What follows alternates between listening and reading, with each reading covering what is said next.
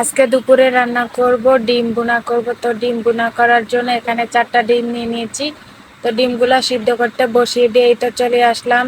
পেঁয়াজ কুচিয়ে নিচ্ছি, তো পেঁয়াজ দিয়ে তারপরে কাঁচামরিচ কুটে নিচ্ছি।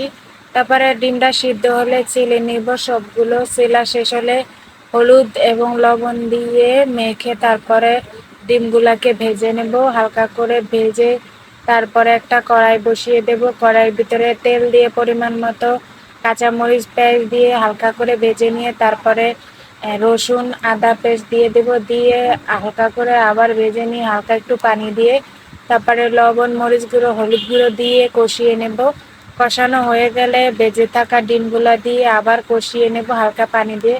তো কষানো হয়ে গেলে পানি দিয়ে রান্না করে নেব। তো এই তো আমার রান্না কমপ্লিট হয়ে গিয়েছে, এখন চুলা থেকে নামিয়ে নেব। তো এইভাবে আপনারা চাইলে ডিম ভুনা করে খেতে পারেন। টাটা সবাই।